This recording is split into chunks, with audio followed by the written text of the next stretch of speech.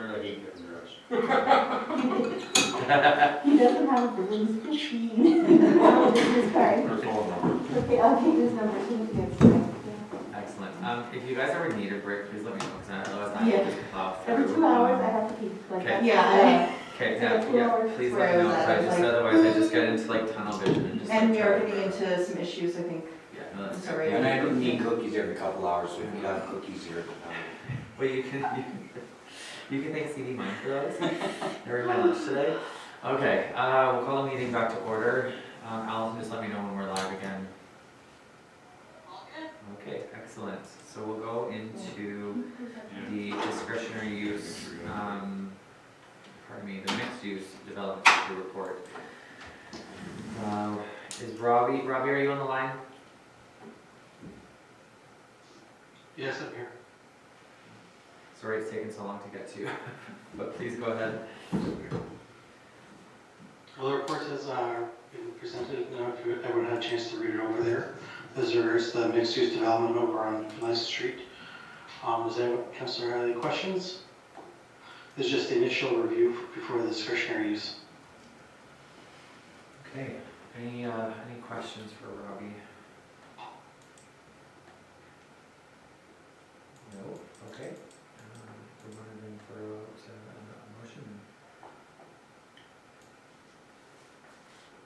I will move that then, that council will consider a discretionary use application for a mixed-use development for proposed dwelling unit, contractor service, pet retail store, and training facility on lot 22, block 8, plan 102-310-074, at the regular meeting of council, April 27th, 2021, and further that notice of such intent be advertised per section 3.15 and 3.6 of bylaw 576-16. I'll move. I'll second. Oh, sorry, I second. Oh, okay, I'll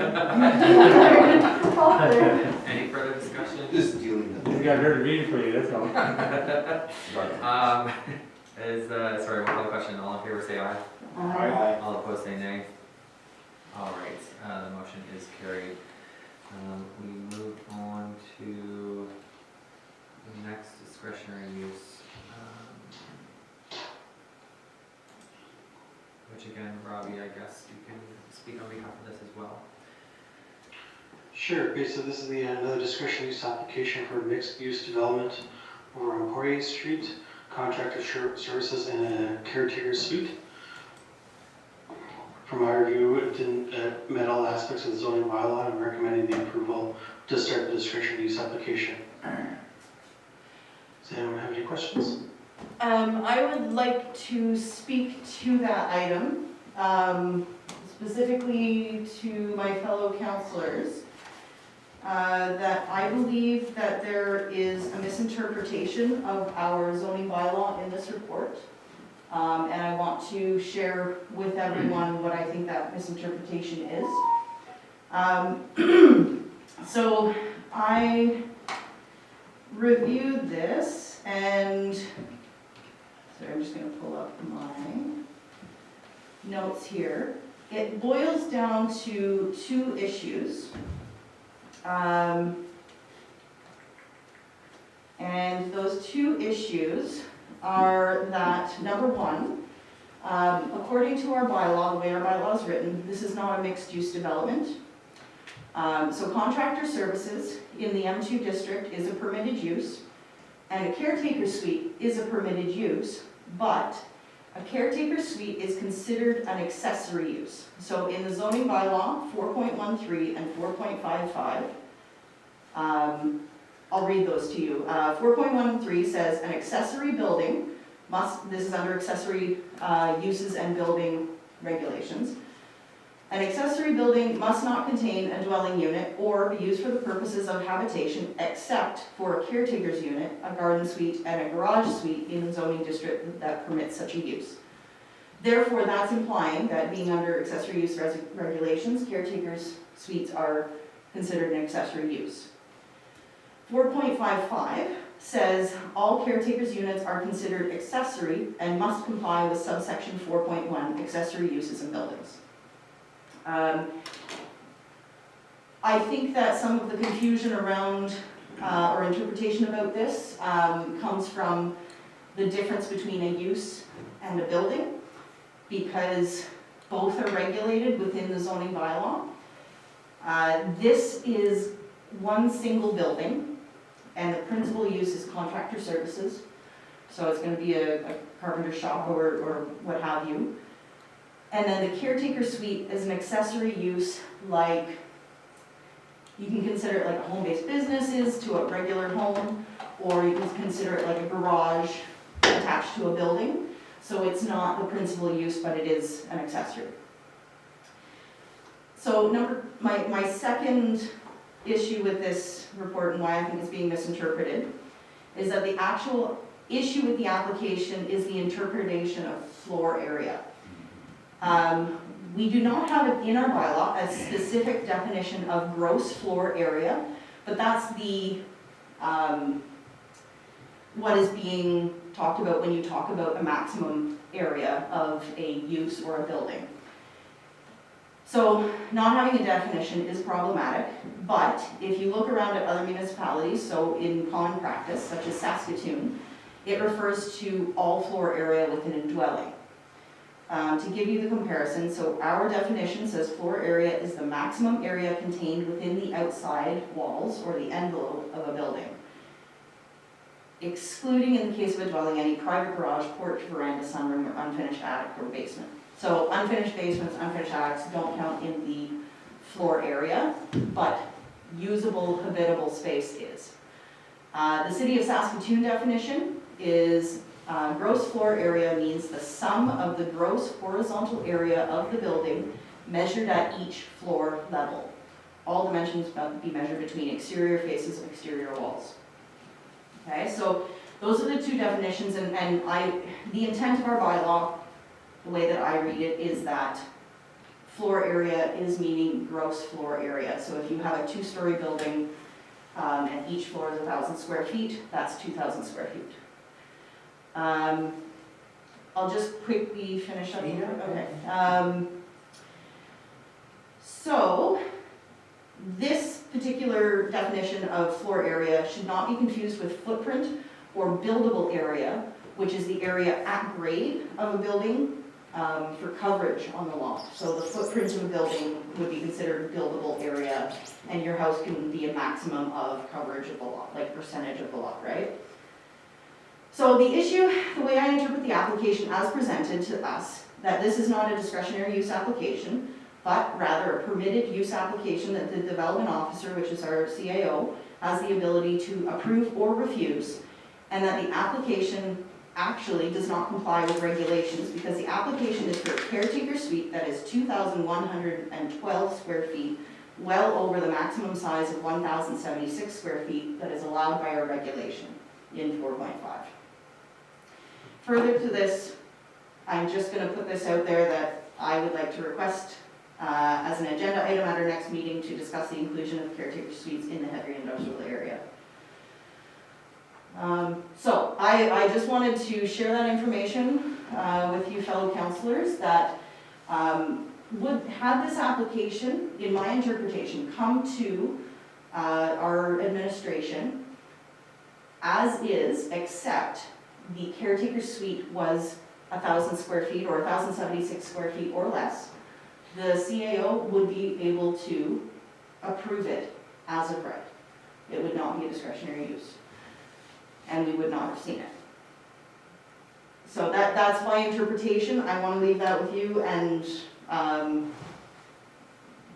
if you don't understand some of the planning terms, please by all means ask. If there's something that's unclear in what I've said, planning can be kind of weird and gray, so I hope I explained it well enough. Thanks, Abby. Go ahead. I just wanted to thank you, Abby, for bringing up the square footage, because when I was looking through this last night, like if it's 2 floors at 1,056, right, that's 2,112, right? So it's far beyond the actual allowable lot or building size, right? So. Right there, Mr. Mayor. Yeah. So I bounced this terminology around my branch again late today, and also because my other colleagues around Saskatchewan, and the intent of the bylaw, and I'm not going to take it because I'll take Dee's words out. She wrote it, the intent was, as Councillor Abbey's highlighted, is your overall building square face, much like you've read it, right? But it's not described like that in the bylaw in terms of there's no definitions around the floor space being the gross up. It's actually being read literally as the actual footprint down on the ground in terms of the actual, not the actual. So you can put as many levels up as you can, but it's actual square footage. So the direction, again, I agree with Dee when I talked late, it is a black and white, or it's a gray discussion that council can either deny or accept, but the intent when it was written was covering the overall gross building envelope, right? But it's not described in terms of the flooring, so I think Councillor Abbey there hit on it, is that it's problematic that the language is not in the actual bylaw that actually clearly articulates the intent of it. So according to our bylaw, somebody can just buy a lot out there, put up a caretaker suite and make a skyscraper. There is actually a height restriction in there, like there is a height restriction. Okay, yeah, number.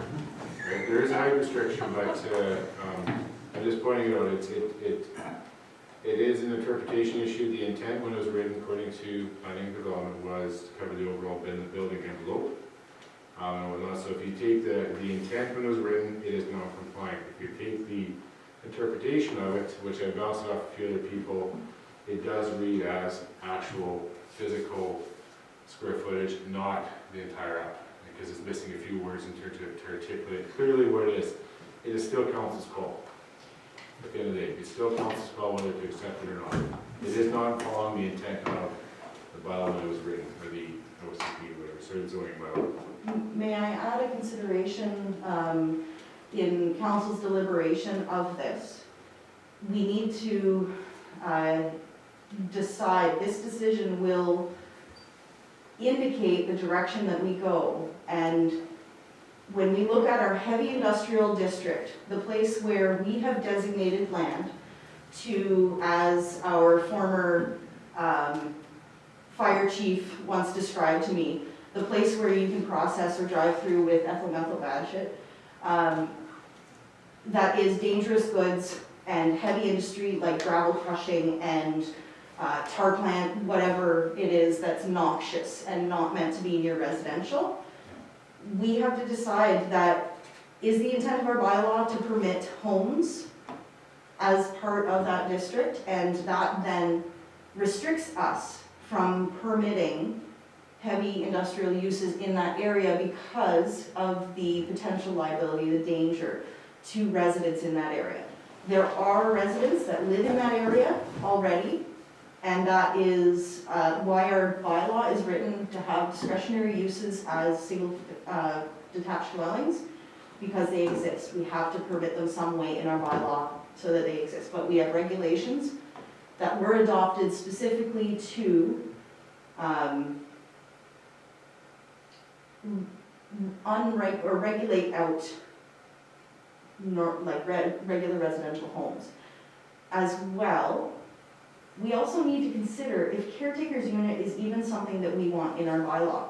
Is there a use in the heavy industrial district that requires 24-hour supervision by somebody on the property? And that's something we need to consider, that if it is, okay, and if it's not, if there aren't uses like that, or we don't intend uses like that, then in our future deliberations, we should consider about having that use permitted in our bylaw. So. I can speak, give you a little history on this. Ourselves being one of the first commercial owners of in that industrial park back in 1977, in that it is very important because within the last 15 years, the vandalism within our community has really hit that industrial park. Point to be made here in your deliberations, we hadn't had any caretaker, we moved our caretaker suite out. We ended up entailing all this vandalism. I mean, I could put up fence, I could put up locks, they got bolt cutters, they cut the locks, jump over the fence, crawl under the fence. We moved the caretaker's quarters in 3 years ago, and the vandalism has been cut substantially to the point of we have only RCMP and no reportable insurance issues. So I think it's something that wanted out in the industrial park. I fully understand the recommendation from previous fire chiefs. I've heard the conversation numerous times. The industrial park was meant for industrial use. And again, one other thing I'd like to bring is, how many lots are left out there? And or for houses to be built? Not a lot. So in these circumstances, I would support this, in the effort of curbing further vandalism. People are able to protect their property. Thanks you. Ryan? I appreciate Mr. Watt's comments on that. I did see struggling out there, but in other industrial areas, they have crime as well. And I'm sure they don't all have caretaker lodges. And my concern is, yeah, there may not be residential lots, but are there any residential lots, industrial lots for industrial growth out there at this point? We've completely ruined it out there, our community. So we have nothing left if we want to start up an industrial ground, right? We might as well just turn it into a commercial residential mixture. Anyone else? Priority? Appreciate that, Ryan, but in fact, this is why we're going to some strategic planning. Completely ruined it? No, I would say we've cleaned a lot of it up by a lot of residents being out there. As far as ruined, as far as future industrial use out there, yeah, as Steve's alluded to, there's a lot of traffic moving down our highway, and the potential of further business development is coming at us. So again, the planning stages, we take a look at our bylaws, we entrench them in no future residences in a sense, going against what I said earlier about protecting our property. But again, there isn't a lot of real estate left for sale out there anyway. So I disagree with that. There's a fair amount. That's something that I know if I don't have enough information on, to be honest. I don't think there is. There's only one lot available. Are In the you industrial kidding? park. All of that. Industrial park on between- 48th Street in Findlayson. All of that area is future land, designated as Is this- future land use. Are you guys All of talking that about dark this blue blue is area? heavy industrial. Is this, are you guys talking about all this And area? I'll correct you on that, future land use, but it's not future, it's not developed and it's not designated as the industrial park. But we can. All of that blue is heavy and light industrial. All of that is future land use areas, and there are at least 8+ lots down in between the recycle center and, These ones down by, Yeah. Quarry? yeah, all of those are empty. And nothing's been done to develop them, and nothing's been done to develop into that future growth area. So this is what I'm talking about, is we are going to hamstring ourselves to be able to develop in there because there's so many residences. So what are you gonna do? Well, okay. You're hamstrung. Well, okay, I'm just, Yeah. let's, we'll leave it at that, because I really do appreciate all the input in this, yeah. No, let me just speak on this really quick, because it's so good that we're having this healthy conversation, because we need it, and it's good that we all have the different perspectives, so that's so great. I'm gonna go to Joe, and then we'll go back to CEO, because this is good, guys, this is exactly what we want. Yeah, go ahead. Okay, I think part of it is the confusion around this space to meet, say, caretaker. When I looked at it, I look at the floor plan, and you got the kitchen and dining and whatever, and there, and you got the bedrooms upstairs. That's basically the way it's laid out. You've got 2,100. So that, to me, clearly defines that it's more than that 1,056. But as far as I would support a caretaker, because I know that I'm fortunate that I've got 15 dogs and I don't worry about security, but I know there are people that have had issues with break-ins and stuff, and the importance of having a presence there, it does help. And how that, with the development we've had there's nothing really heavy that's come there, but I can see that you kind of restrict yourself if you get too many people out there. So I guess maybe if we expand it, we may have to be looking at other, maybe just hold it for industrial, or it's a discussion for another day. But, But it's just, I think we have to clean up the, yeah, there shouldn't be confusion when we look at our bylaw to what the rules are, and, so we wouldn't be having this discussion if the rules were clear and the applicant knew what the rules were, and the application was based on those rules, and we wouldn't be having this discussion. for sure. And so I'm gonna just try to steer the conversation back to what resolution is. But these are great conversations to have, that we need to have a strategic planning meeting, absolutely, because everyone has different feelings on that, and we just have to decide where we're gonna go in that direction, right? So, come to Well, you. to be short and sweet on this one, so I think, yeah, I do agree, it's a good discussion, and I think, Councillor Joe, you and I chatted about this today, is part of the budget, part of the strategic planning session is look at actually an overall economic corridor plan in terms of what the development is, what the uses are, how we can actually pull it all together in terms of that overall highway corridor, to get something going in terms of an actual plan that we can show what's going on in part of the overall process. And it's going to be in part of the budget discussions is update the zoning bylaw, make sure we got consistency and all that. And I think once we get a really well ironed out plan, a lot of this discussion I think will go away, because then it's actually following the set rules around how we get people into what areas, putting development next to the co-op, and do we put a waste development center right next to the co-op, to its effect. So that's my only piece, and I think we're going to start to unfold some of these problems and have a bit of a good discussion in terms of the go-forward plan over the next month or two. Lydia, did you have something? Yeah, the only thing I wanted to mention, that to me, as sort of like not a very knowledgeable person when it comes to land use and all of that, it's very black and white. The application states that they're going to do 1,050 whatever feet over 2 floors, but in the zoning bylaw policy, it's quite clear by stating the maximum size for a caretaker's unit is 1,076.4 square feet. So it's very black and white, sort of looking from outside of the fishbowl, that we can go back to the applicant and say, you must comply with the maximum size for a caretaker unit. End of story.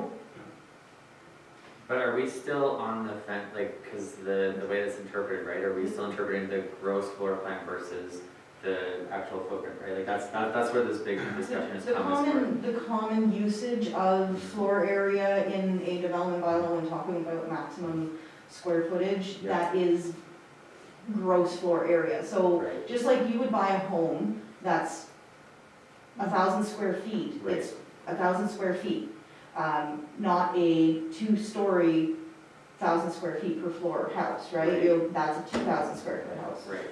So it's just kind of the common practice, and that's a deficit of our bylaw that maybe we haven't come up against before, because either it's been taken for granted that we interpret it that way, or what have you, and being undefined in there properly, that we kind of run up against this problem. The one additional note to that, and talking about why the maximum square feet of a caretaker unit is 1,076 square feet, is because it's not meant to be a luxury home in the industrial area. It's meant to be a caretaker suite that somebody who is, if you look at definitions around Saskatchewan about what a caretaker suite is, it's a person that is employed by or owner of the company that is operating there to take care of that building, the property, et cetera, or provide maintenance and security. So that's, how do we interpret that? And it's, among council, it's all of our interpretation. And like I said, I acknowledge that if I was the planner on staff here and the applicant came to the office with an application that was exactly the same, except his caretaker suite was 1,076 square feet, it would be signed off and approved. Right.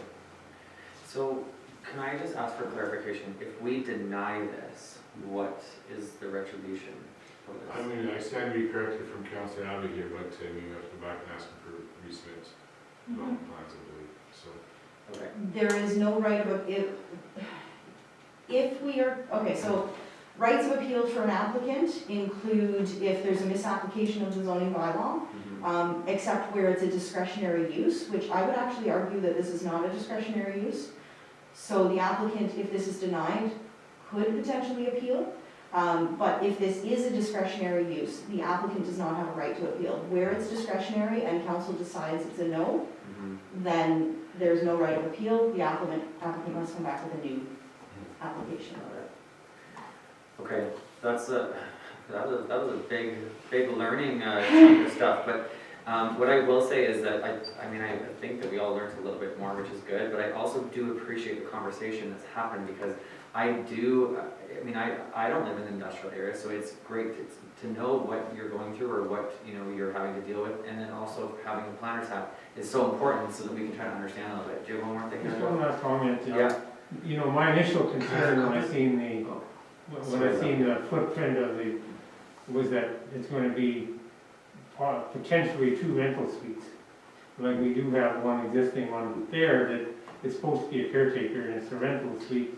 Right. And so, but when I see the floor plan and it's all one unit, I'm a little bit more comfortable with that. But potentially, when you authorize 2,056 square foot, you have the potential for 2 units. And as nobody's paying attention, all of a sudden you got 2 rentals. And like I said, we've got one already in there it doesn't comply. That's a very good point. We're just going to go to Robbie really quick. He's had his hand up. Robbie, go ahead. Thank you. I just wanted to make a comment just in regards to the building size. The only other zoning district that regulates the building size is the R1 residential district, where we distinguish between the 2 minimum building sizes. It's on page 103, where it says in the R1 district, minimum building size of 1,200 square feet. That would be over along Robertson Drive area. And all the other uses is 800 square feet. It just says minimum building size. If we compare the usage of the verbiage of the caretaker suite, the maximum size for a caretaker unit is 1,076 square feet, where we have the same verbiage in the R1 residential district, where it says minimum building size shall be. So it doesn't really speak about how many floors, but just the square footage of the property. All right, we'll go to the Ryan and then.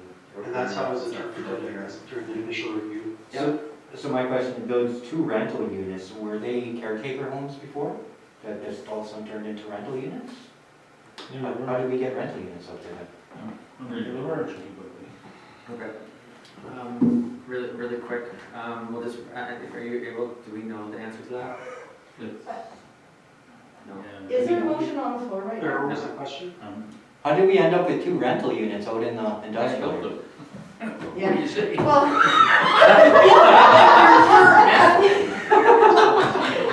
I would like to suggest, if council and administration agrees to this, that we actually schedule, I would like support in directing administration to move this conversation to our next committee of the whole meeting, where we can have a full discussion about specifically caretaker units, the definition, and perhaps administration and planning and development can come up with a bit of an analysis about definitions, common definitions, and even potentially consider a bylaw amendment to clarify the language of floor area in our bylaw, if I have council's support on that.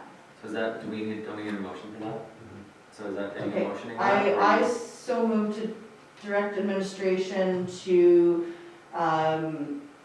place a discussion item on the next agenda regarding the definition of and inclusion in the industrial area of the use of caretaker suites, and further that, what was I saying? Further that that there be an analysis developed with discussion about definitions, and that a bylaw amendment be brought to amend the zoning bylaw to clarify floor area. Oh gosh, that was. Do we need to split that? We may have to split that. If I can make a comment, I think it's, the intent is correct. It needs to be cleaned up, and again, I'm wondering if it wouldn't be prudent to park the discussion, let it go through budget, see if we can get some resources, start looking at an overall OCP zoning cleanup, and instead of doing little dots in terms of cleaning up, let's actually go through, and because I understand from Robbie, there is no other property in the middle, so we could be trying to fix the fire very quickly here and miss some bigger points. So, I mean, I certainly think it's prudent to discuss it. I'm just wondering if we shouldn't maybe take a little bit more longer term over the next 2 or 3 months to see if we take a bit of a holistic view to clean it up in one shot. Okay, I'm a little bit lost here because we've got motions on the table. I know that you wanted to probably put a motion, but we've got a motion on the table still, and it's a very long one, so I need some direction here, because I don't know. I would which- second the motion. Allison, do we need to split that, or is that, because there's a lot of ask in that. Point of order. Yeah, go ahead, Jordan, thank you. So once there's a motion on the floor, you could put a motion to split if you believe that you personally think that that needs to be split. You can Right. say where. Yeah, which I can't do. If you don't feel like it needs, sorry. If you don't feel like it needs to be split, then it can remain as it. Okay, excellent. So then Right, okay, thank you. So you're seconding that, correct? Okay, is there any further discussion about that? We're gonna, before we go ahead with the question. I would like to add, the reason that I want to bring this up now is because we have recently sold other property in the industrial area. And there's all sorts of potential that within the next 2-3 months, a property in the industrial area could come with a development permit application for a permitted use of a caretaker suite. Therefore, to avoid potentially having to rehash this, I would like to deal with that one particular item sooner than later, because I think the intent discussion is an important one to be having. Okay, so we'll call the question. All in favor of the motion on the table, say aye. Point of order. Thank you. Before we go forward, could you read back the entire motion? I wish that I could. Allison, do you mind Allison, reading that help us back out. for us, please?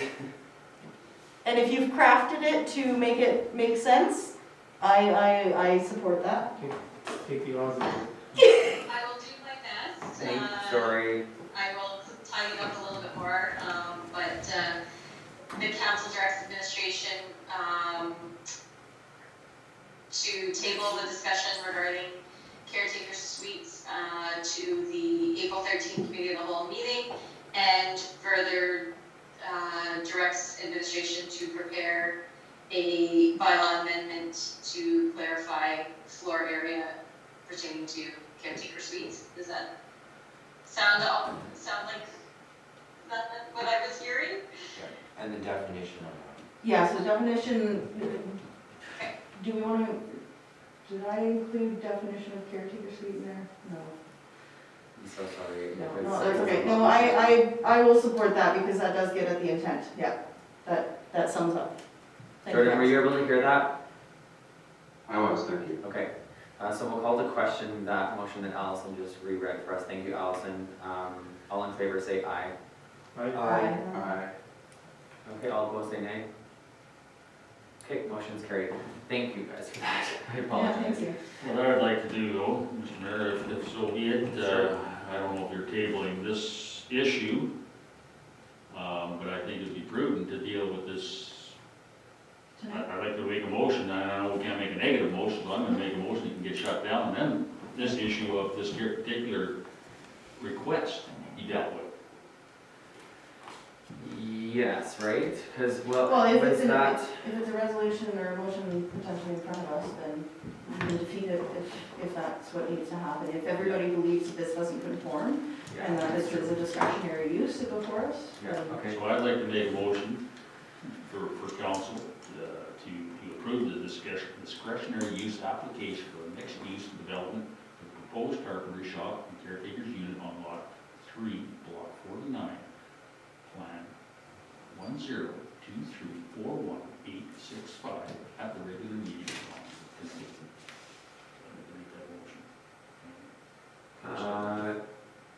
It's just that this, so there's still, like advertising stuff that has to go along with that, so it'd have to go to regular meeting council on the 27th. Okay. So I think you'd have to go through that whole, I believe, right? I see, No, sorry, I'll read the whole thing here. if this is defeated tonight, it won't.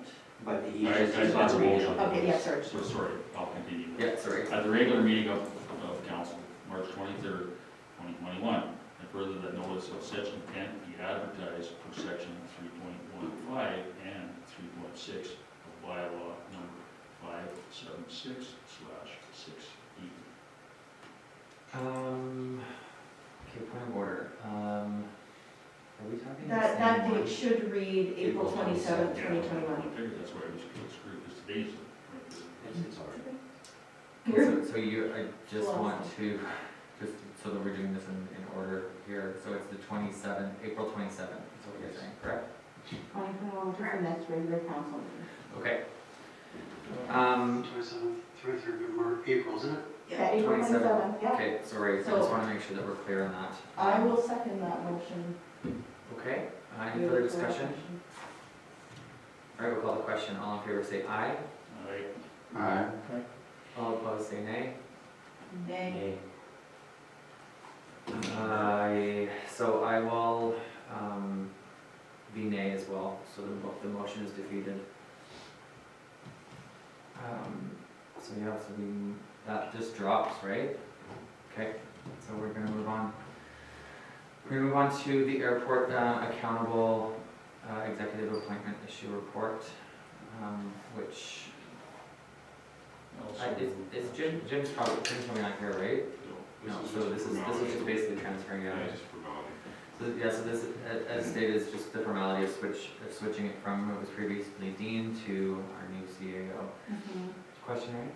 No, I'll move that Council Dean Yarmchuk be removed as the accountable executive for the airport, and that council appoint Chief Administrative Officer Steve Brown as the accountable executive for the airport. I'll second that. All in favor say aye. Aye. All opposed say nay. Motion is carried. We'll move on to the purchasing of emergency water supply and distribution equipment report, as what's sort of come to light over the last couple weeks here. Sagar, is he on Should be there? online. Sagar, are you on the line? Yes, good evening. Good evening. Hello. Go ahead, Sagar, if you want to just give us a little bit more information. Yes. Sure. As most of you are aware about the situation in Quathand Street, we had some situation, and earlier, like, we didn't have few equipment which could provide the water in case of emergency situation.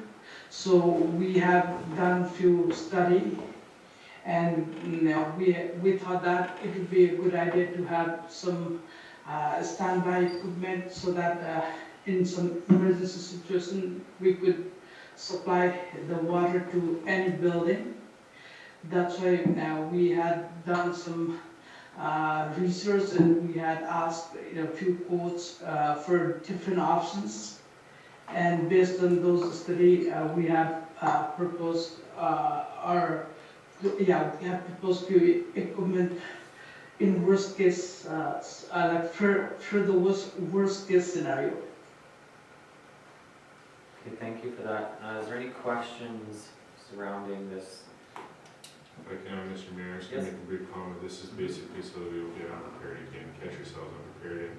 And I think we still have to look at the septic side a little bit, but this is basically put some tools out of the public works here, so when this happens again, we actually can move a little bit more expeditiously in responding. All right. Would it be a benefit to look at purchasing the septic stuff at the same time? Do they come from the same place, or? Can't speak to it. I mean, we certainly could look at it. I mean, it's just a matter of getting a report back to council in due course and get it authorized within the next month. Go ahead. I just have two questions. First question is, what is the heating source for the C-can being looked at? Is my first question. My second question is, what is the temperature rating? Up to what temperature can we expect it to perform? Knowing that sometimes we do hit -50 with the wind chill in the community, well, in our region. It will be a customized design, so it will have a power outlet at outside of the CCAN, like we'll have a plug-in. Okay. So it will, from any building, like we will hook up the power and it will operate. And it will have a good installation in that CCAN. And it will also have the heater with like automatic sensor. So if it gets cold, then the heater will start and it will prevent freezing. And it will be rated for like below 50, so it should be fine. A third question, if I may. Will it run on a generator if there were no power? Like it has power supply port, so like if it's close to the building, the most of the time it will be close to the building. So even it's like say even it's 50 or 100 meters away from the building, and we could supply the power from the building. And if it's not possible or if there is no power, then we could supply the power to a generator. Okay, perfect. Thank you. Go ahead. In the verbiage provided, there was mention about tapping into a fire hydrant. Is that common practice anywhere else? Like I just don't see that as an option. I see the CCAN heated as a unit as something, but I'm just curious whether anybody else has actually tapped into that. In previous lives, I have used the fire hydrant for temporary water. Okay. You go ahead. Again, the verbiage here, financial implications, so you're looking at budget numbers of $70,000, is that kind of where this is going, or what are we looking at approving here? RFPs or RFQs, or? No, we bring it back to council, I guess at the end of the day, if it gets over a certain threshold, but this is to put it into the budget and move forward, get some options here to put it in. So, sorry, again, a question. So does that cost include getting these pieces of equipment to the community, like the shipping and I don't know, setup? yeah. Okay. And will we have, I imagine we have the equipment to move this equipment around when we need it in the community? Like, do we have the equipment to move the CCAN around? That'd be a question for Cigar. Okay. Do we have the sort of equipment or access to within our community to move things like a CCAN during an emergency situation? I have to double check with Stasha. I guess like we have few equipment. I'm not sure like whether like we have to check the load of the CCAN. Whether it's like our equipment could lift that CCAN or not. So I have to verify that information with Stasha. Yeah. I'm gonna give you a bit of background here. I mean, something like this is essential within our community, because some of the wordage around, and I don't think it's a message that should be portrayed by the town, but some of the wordage is that, unfortunately, we're gonna have to wait till spring, until the ground thaws. Well, that's not acceptable. I mean, the town of Orange, being the water supplier, needs to have measures like this put into place, and it's failed on us twice within the last 3 years, down on Orange Avenue, over on Reese Drive. So to be emergent ready is a great idea to have something like this. And if the town isn't equipped, there are contractors that have the abilities just to speed up, expedite Shigar's research. There are contractors available that can move such a building. I think it's a great idea, to be honest with you. Perfect. No, I don't disagree. I agree. It's one Because of our sure. our failing infrastructure needs to be addressed. Sure.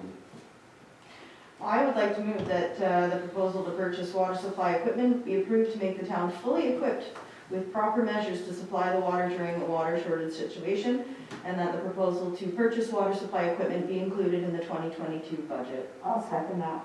All in favor, say aye. Aye. All opposed, say nay. Motion is carried. And I want to thank administration for getting that together so quickly. Excellent, thank you. Okay, so we are going to head into camera unless there's anything else that needs to go on record. Okay. I will move to go to camera. I'll second that. Okay, all in favor, say aye. Aye.